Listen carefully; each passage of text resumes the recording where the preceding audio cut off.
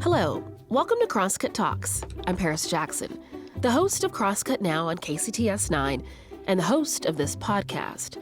In this episode, we dive into the technological phenomenon of artificial intelligence with the founding CEO of the Allen Institute for Artificial Intelligence, Oren Etzioni. Etzioni sat down with colleague and fellow University of Washington information and computer science professor Chirag Shah during the Crosscut Ideas Festival back in early May. Already, AI is everywhere. Companies are exploring the many uses of AI, and a number of tools are widely available for public consumption. We're seeing the benefits in the business world from simple to revolutionary, but at the same time, a host of critiques. As far as regulation, Etzioni doesn't want to rush sweeping new ones, but says companies should adhere to current laws, and regulators should focus on the enforcement of potential violations. The bigger concern here, according to Etzioni, is what still needs to be done to prevent this kind of technology from getting into the hands of bad actors. To some degree, he says, it already is. I hope you enjoy this fascinating conversation. If you have any feedback, please send it to talks@crosscut.com. Now let's get into it.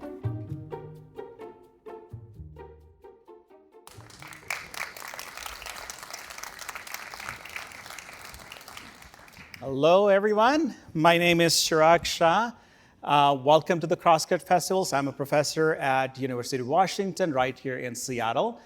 My own work revolves around information access, like search and recommendation systems, looking at them from AI perspective. And lately, I've been looking at a lot of these from responsible AI, looking at issues of bias, fairness, and so on. Thank you for that. That wasn't expected, but I hope we get a chance to talk a little bit more about that today. But as you know, AI these days have been making big strides, not just in the search recommendation space, but pretty much everything we see and touch around us. And so in those fields, and people even those who are not in this field, have been asking, well, what does it mean? Where is it heading?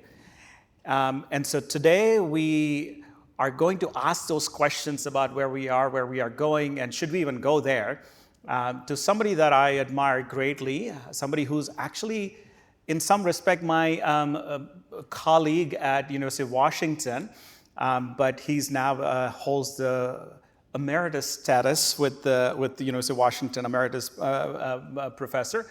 But the main hat that he wears is the CEO of Allen Institute of AI, or AI2. So it's my great pleasure to welcome Oren Etzioni. Welcome, Oren. Thanks for joining us for this conversation today. Thank you. So, Oren, we'll start with the broad question about the role of AI as you see. And I'm going to quote the AI2 mission that states, contribute to humanity through high-impact AI research and engineering. So can you tell us, what do you see as high-impact AI? Sure. So there are a lot of issues with AI, a lot of concerns, and some of the applause was indicating that, and we'll get into that. But I think it is really important that we have a two-sided narrative, not a one-sided negative one. So AI has a huge number of potential benefits. Our mission at the Allen Institute for AI is to investigate those. But to give you a sense for that, let me just mention two quick examples. The first one is the use of AI in assistive technology. So if you have a hard time seeing, you have a hard time hearing, you have a hard time walking, AI can be a tremendous boon in describing what's in front of you, in building increasingly sophisticated hearing aids and devices that can transcribe sound and so on, and in building more sophisticated mobility devices. That's one huge area that I think is up and coming and very important. Actually, if you generalize that and you think about anything that we're not particularly good at, and in my case, there's a lot of things like that, then this is where AI can step in and help. And let me just give one example, and then I'm not going to speak for so long in response to every question. But let's think about generative AI, which is on everybody's minds, generating pictures and drawings. There's the obvious downside. There's an issue of copyright. There's an issue of the artist's livelihood.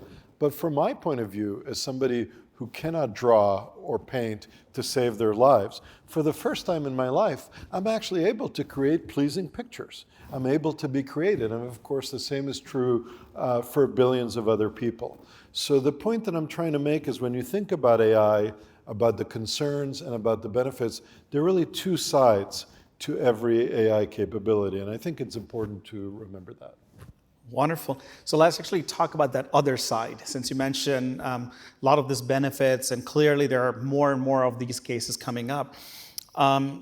People who are critical of these, so one of the things that we've been hearing lately, and anyone who hasn't been living under the rock knows about ChatGPT or Midjourney or DALL-E and some of these generative AI tools, as you're talking about. A lot of them are built, at least the text-based things, language-based things on large language models. There have been criticism that these things that they have limits, and they often hallucinate or generate toxic responses.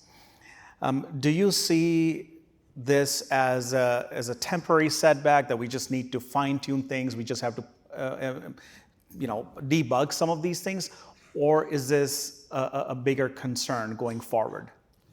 So AI is a technology or a set of technologies and a power tool.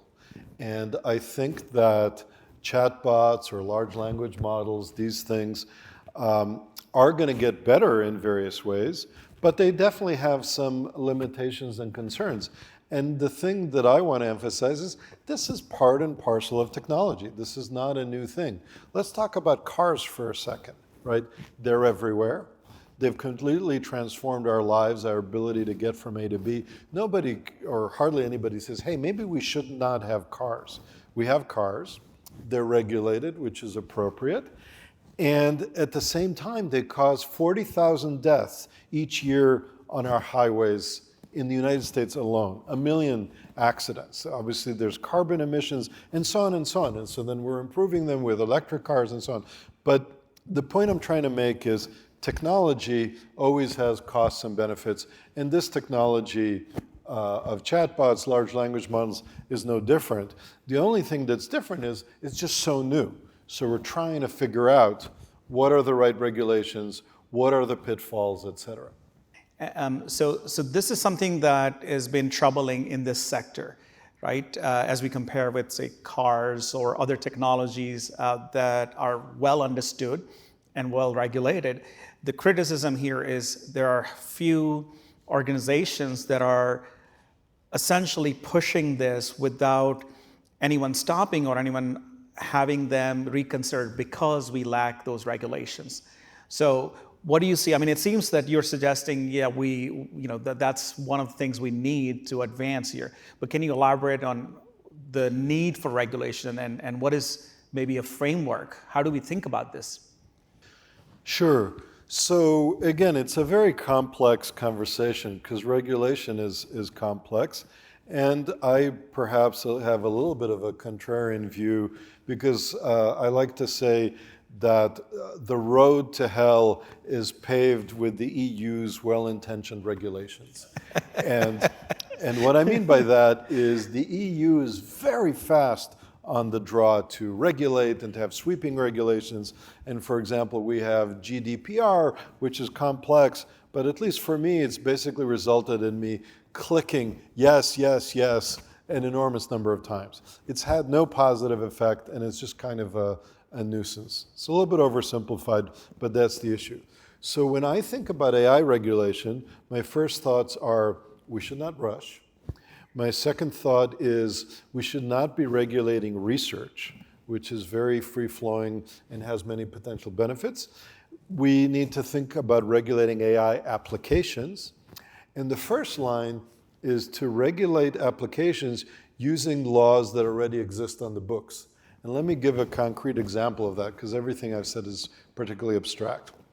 Let's take housing loans. More and more it's the case that applications for loans, mortgages, what have you, are automatically processed by AI algorithms. Well, there are already laws on the books that say that you cannot discriminate in making these loans on the basis of race, gender, various demographic variables, et cetera. Now, obviously, it's the responsibility of the AI companies who are providing these tools to obey these laws. So in this case, we don't need new regulations, we just need enforcement by the appropriate agencies of the existing regulations. So again, people talk about AI regulations, we need an AI czar, all these things. No, we need to make sure the laws on the books work. And then if somebody comes and says, well, my AI did it, okay? I don't know why this mortgage was denied, my AI did it. Obviously, that's not acceptable. Right? AI systems and people using them have to obey the law like everybody else.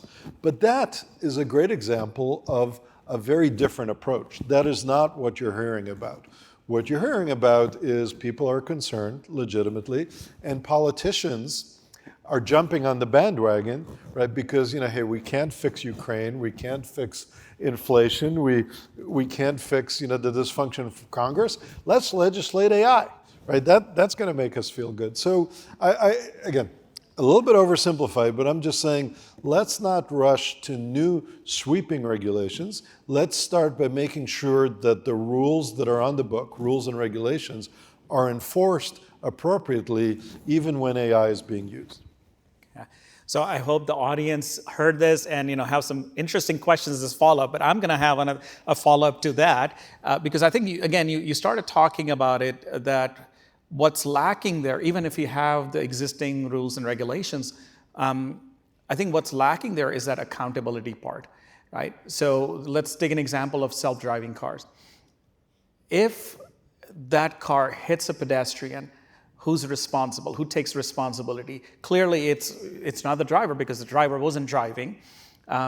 So would the car company or their engineers, or let's say, there's one company that builds the car, but then they buy the software, the AI from other company.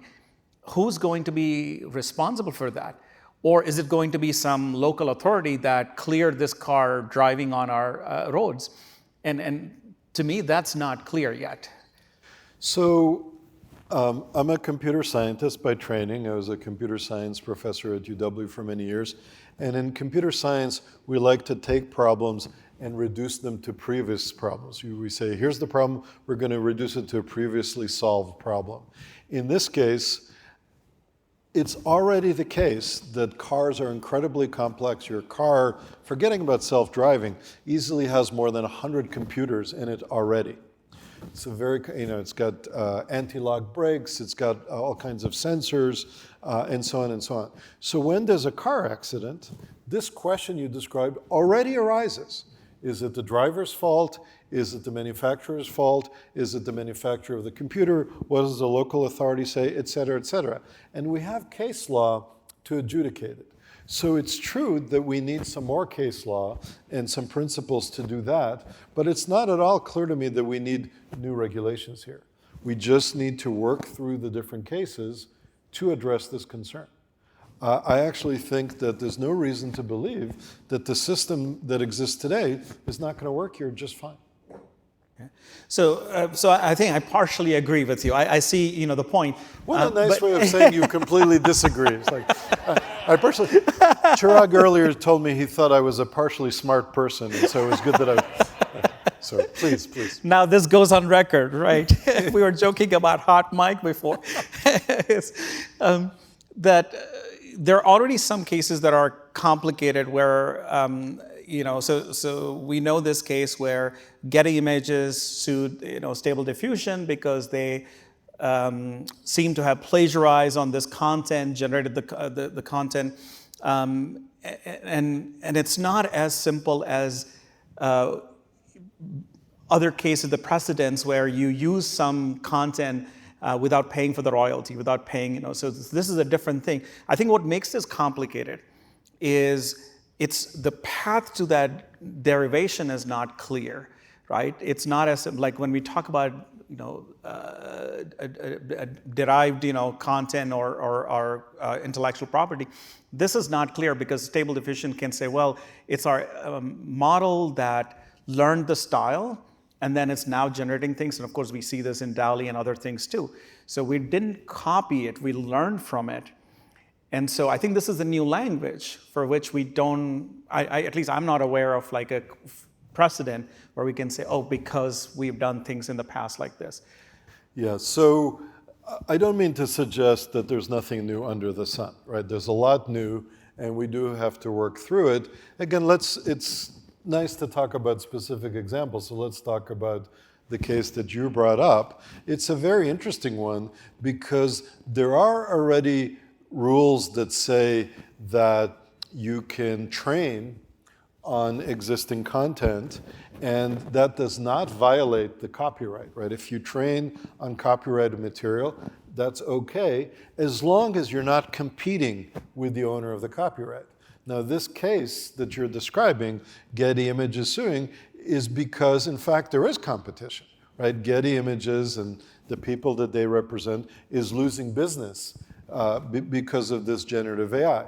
And so there is something new, and I think the courts are going to need to work through this particular issue, and I'm really not sure what the right answer is. So I'm totally agreeing with you that this is... Not partially. Not partially, totally. There's a bunch of stuff to work out here, but I do think we have a good basis to go from, meaning that the principle of we are able to train AI systems, but we shouldn't train them so that you put people out of work, right, by using their content. That seems bad.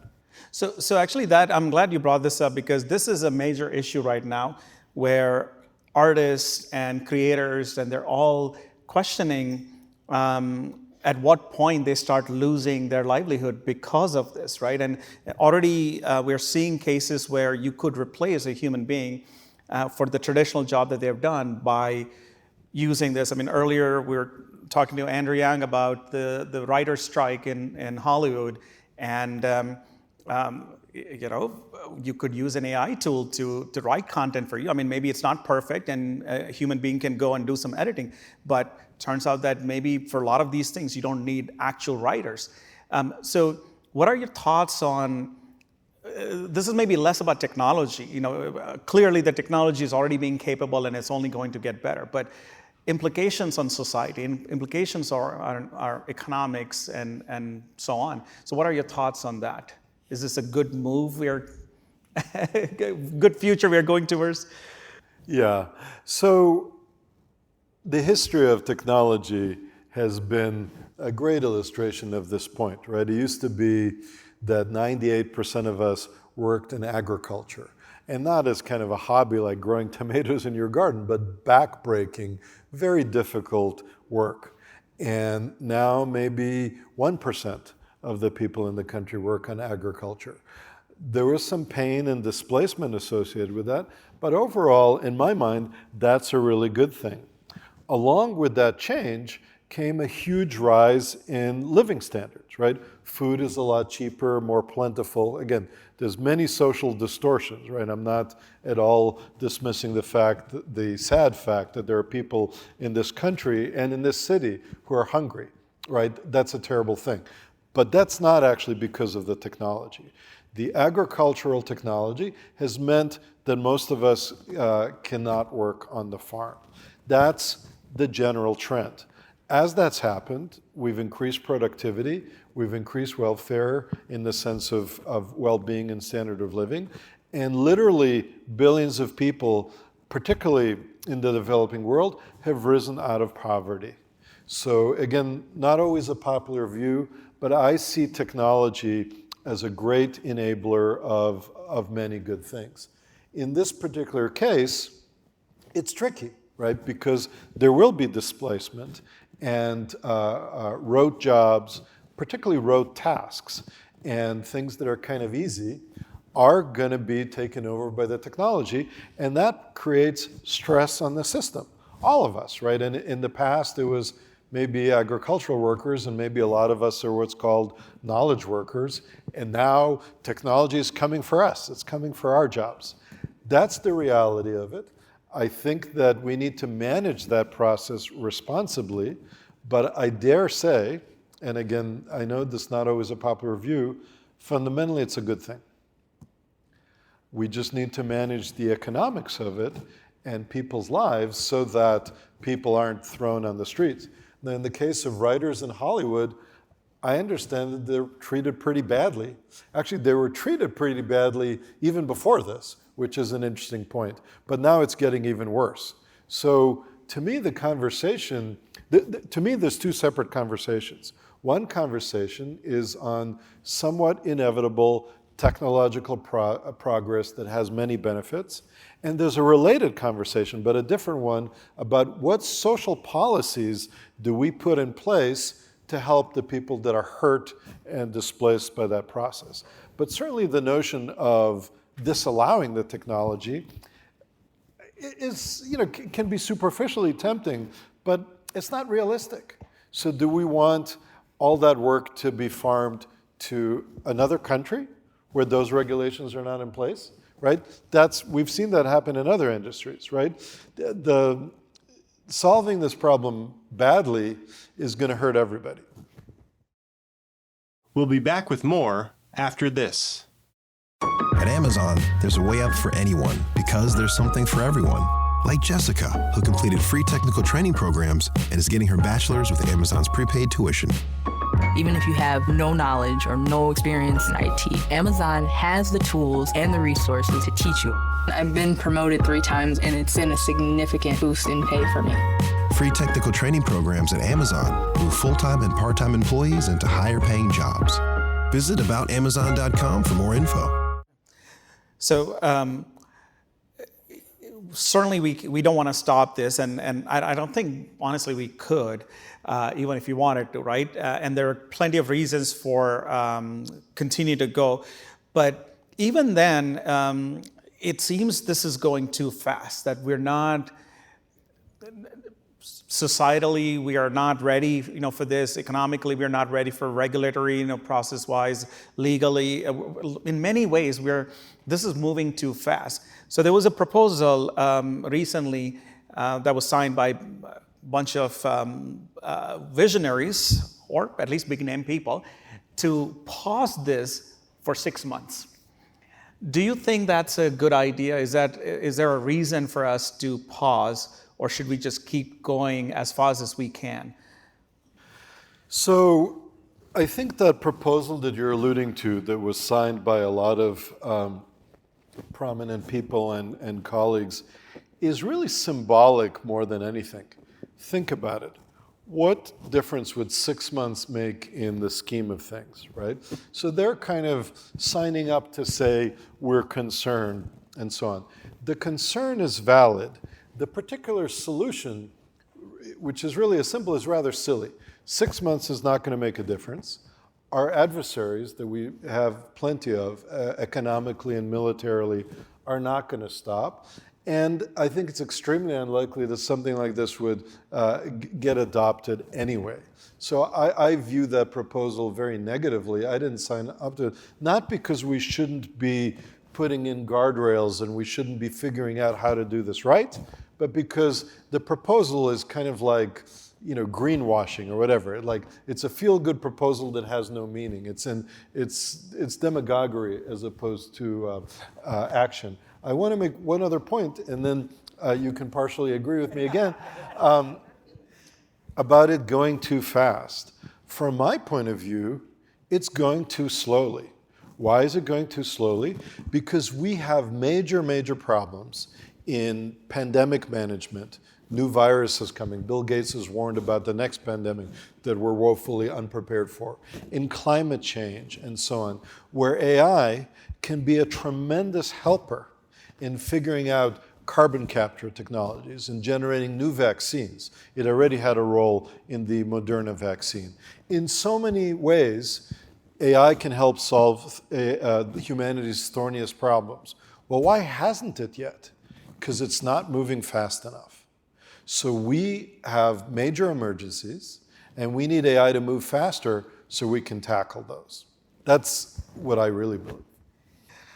So you also answered one of the questions that actually came up from audience really about this. And I actually agree with you on the pause thing, not just partially, maybe for a slightly different reason though. I do think that this is mostly symbolic, but a little bit more than symbolic. I think it creates awareness, right? So often, I mean, just as I was driving here, I saw there's people on the side of the street holding a sign for no to war, yes to peace, and honk if you agree.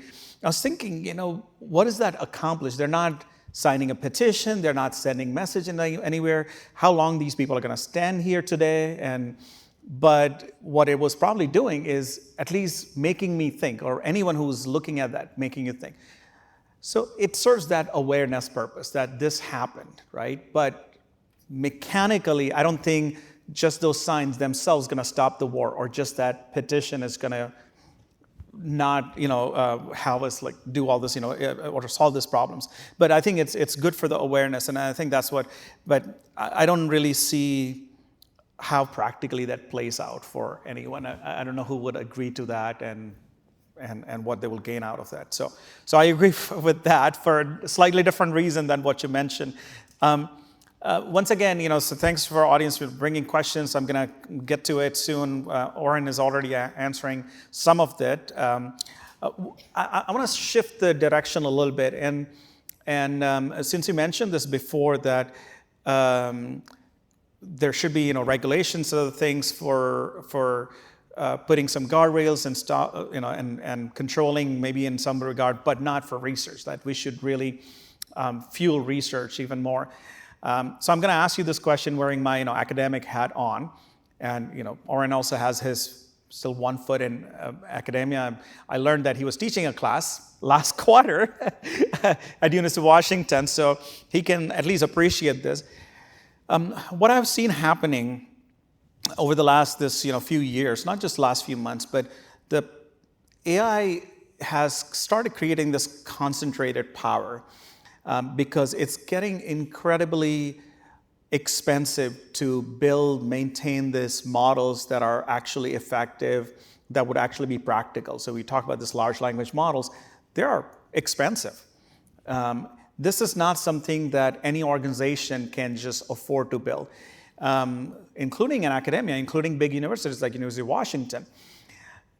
What is your view? What are your thoughts or suggestions for academics and other organizations, nonprofits maybe, to still be competitive in this edge where it seems unless you work at one of these big tech companies, you can't make AI advancements because you just don't have resources that are needed?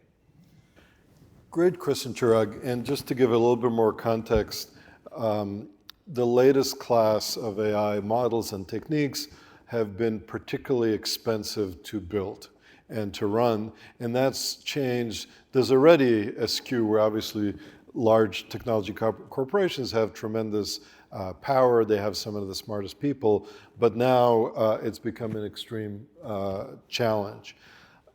I had the privilege of serving on a task force convened by the Biden administration to build a national AI research resource to try to level the playing field more and to provide resources to, say, academia so that they have a chance to build these models. So very much agreed that's a concern. There are a number of things that are happening, including work to reduce the cost of building these things so that more people can participate. And we actually wrote a paper a while ago on what we called green AI, which is an attempt to put in motion ways to reduce the cost. But I want to mention something really interesting, which again illustrates the point about regulation and why I'm at least ambivalent about it, and why I keep emphasizing it needs to be done right and not too quickly. And that's unintended consequences. So very recently, a different argument has been made. People have come to me and said, gosh, in response to these models, these AI things being in the hands of Google and OpenAI and so on, there's all this work in the open source community, and they're putting out these chatbots. But you know what? These open source folks They don't have a brand to protect. They're smaller. They're irresponsible. Okay? So we really shouldn't let them do that, because what if people use it and get hurt and so on? So some people, and again, I don't know who's behind it, maybe well-intentioned people, maybe the large corporations, are starting to agitate to regulate this in a way that shuts down the smaller participants, which in turn hurts startups, hurts academics, and so on and so on. So another thing about regulation, and sorry for stating the obvious, it's a tool that's very subject to political distortion, to distortion by special interests. So that's why we come into the regulation process with very good intentions, and what we end up with has often the opposite effect. So be careful. That's actually, I can have a whole hour of conversation on that, but I'm going to move on to some of the audience questions. And again, some of that, we've already covered, so I'm going to skip some of it. But let me talk about this. One of the questions is, how do you think AI will solve problems? This is from Joshua.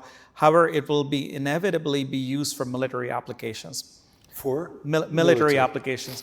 What are your concerns? And I think I would also add, earlier this week, we heard, Jeffrey Hinton, stepping down from Google. One of his things that he mentioned is it's going to be very hard to stop bad actors from using the same AI for doing bad things.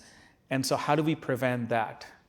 Huge concerns. Let me take them one at a time. One of the biggest, in my mind, concerns about AI is bad actors using it. It's a power tool, it's a powerful technology, and bad actors are already using it and gearing up to use it more. We need to figure out what to do there. I don't have any great answers. And by the way, again, regulation is not going to solve it because they don't abide by the rules. So that is, if you come away with one takeaway from this conversation, is we really need to think hard about that. As far as the military goes, militaries all over the world, there was an article in the New York Times, I think it was yesterday, I saw it online, exactly on this topic. Militaries all over the world are engaged in a competition to build faster, more powerful AI-based technologies. And there, again, I want to make two distinctions that are not completely obvious and are important. The first distinction is the distinction between offensive intelligent weapons, right, ones that kill people, and defensive intelligent weapons, ones that protect people. So let's take Israel as a case in point. The folks in Gaza and Lebanon, whether you agree with them, their motivations or not, are shooting rockets and mortars indiscriminately at Israeli population centers, civilian population centers, schools, hospitals, etc. The Iron Dome technology, partially developed here and partially in Israel, uses AI to block that and save civilian lives. Really important side note, it's not just saving Israeli civilian lives, it's actually saving Palestinian civilian lives, because these weapons are indiscriminate and there's large civilian Palestinian population, but also because no country can stand rockets being shot indiscriminately at their civilians. Israel would be forced to go in, have a very horrible war where a lot of Palestinian civilians get killed. So this defensive use of AI technology is a huge boon to anybody who's rational about this topic. Defensive intelligent technology is key. Now, when we go to offensive technology, which is extremely scary if you think about it, there's another important distinction to make, and that's between the intelligence of the technology and its autonomy. So more intelligent AI technology means that it could be better targeted, fewer civilian casualties, et cetera, et cetera. Autonomous technology, that's the thing that we're really worried about, right? So the Russians or us, send a missile, nuclear missile, days later or months later, it appears in the arena and it's been empowered to decide whether to detonate or not. That is completely chilling. That's a second huge problem. So as much as I'm an AI optimist, I am really opposed to that, okay? That autonomous use of offensive technology really needs to be the subject of a global treaty to stop it. And again, back in the day, as a symbolic gesture, I signed an open letter to President Obama to do this, and it did what other open letters do, right? Not much. But again, asking to raise your awareness, I feel like there's so many issues we can think about with AI, but this is a huge one.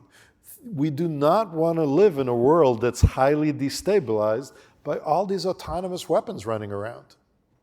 And to stop it, for us not to have them, we need to insist that the other side not have them too.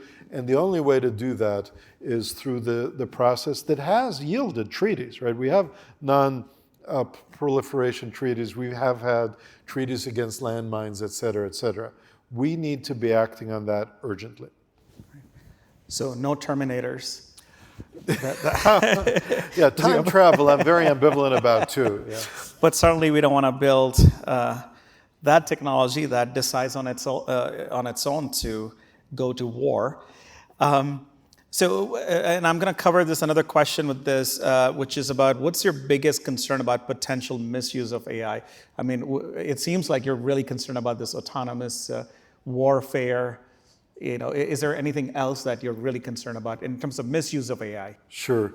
The two that we just talked about, the use of it by nefarious actors and the autonomous military offensive use of the technology. Those are the big two. And it's really important to emphasize that if you think about the conversation, which you're a part of and I live with every day, it's remarkable to me how much airspace these issues get compared to other ones. I would argue that there are many issues, privacy and jobs and bias and toxicity. Those are very real issues. There's also some kind of hypothetical science fiction-y talk about AI taking over the world. I wouldn't focus on that. But we need more on these very dangerous uses of AI. You ready to talk about politics? Nobody is, but here comes. How do you think AI will affect the 2024 presidential election? Any guardrails that need to be put in place now or yesterday? Wow, that's a really great question because it's very concrete and we have a ticking clock. So one of the places where misuse of AI has reared its ugly head is misinformation, right? More and more documents, audio, images, video are not genuine, and more the case that on social media, the account that you're interacting with could well be a bot. Soon, phone calls that you get will have that nature, and so on and so on. It's a big problem. It's already been weaponized in the previous election to some effect. The cost of doing that and the cost of creating that misinformation very convincingly has gone way down, right? You can think of historically the Gutenberg press and advances that followed took the dissemination of information, the cost of disseminating information, and dropped that way down ultimately to zero, almost zero. And now the cost of authoring information is quickly going to zero. That is a huge problem. Again, not being an attorney and a regulator, I don't know what to do about it.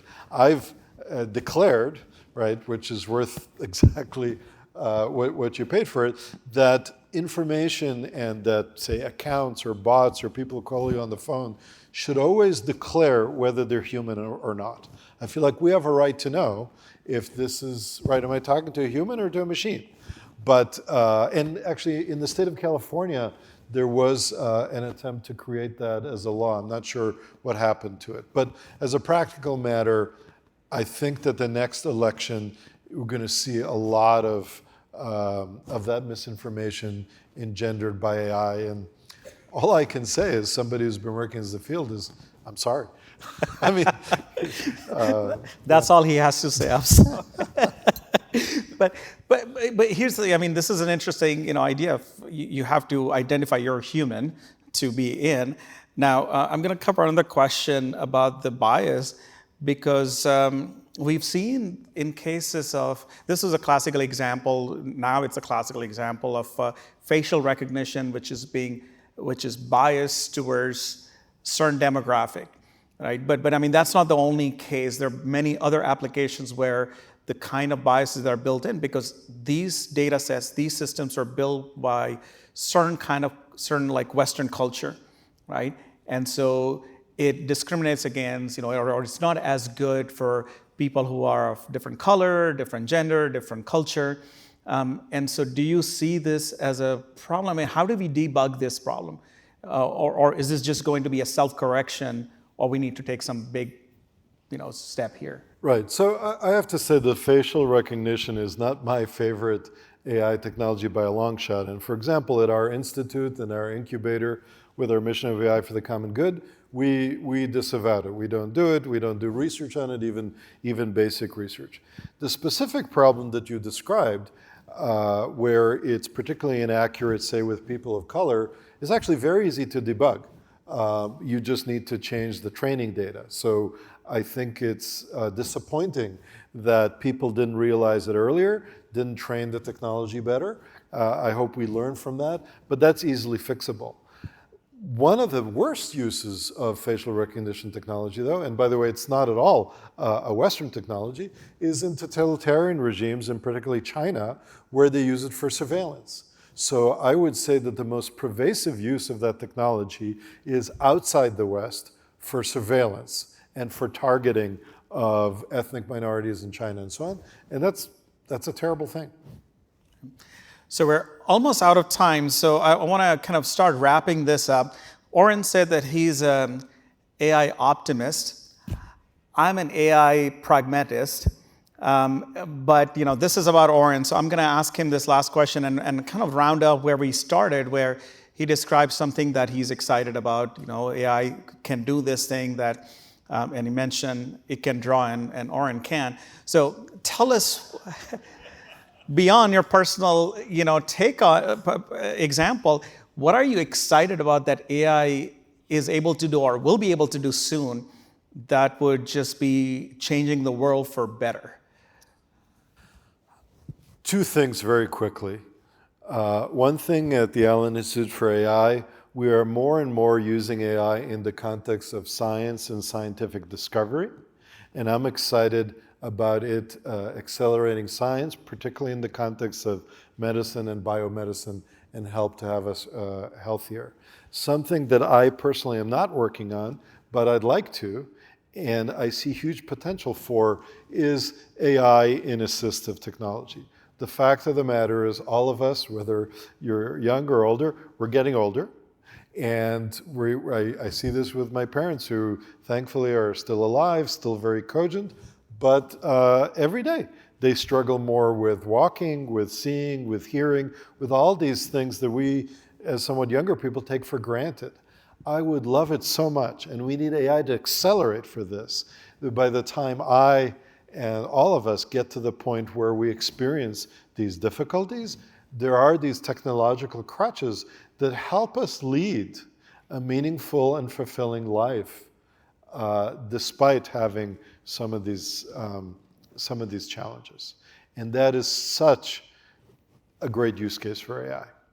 Thank you so much for the questions and for your attentions, and also for your politeness. I'm sure I said some things that people disagreed with, and nobody walked out. Actually, it's kind of dark, so maybe people did walk out. But nobody booed, so thank you. So with that, we're officially out of time. Thank you so much, Oren, for this wonderful chat. Thank you all for joining. Enjoy the rest of the day.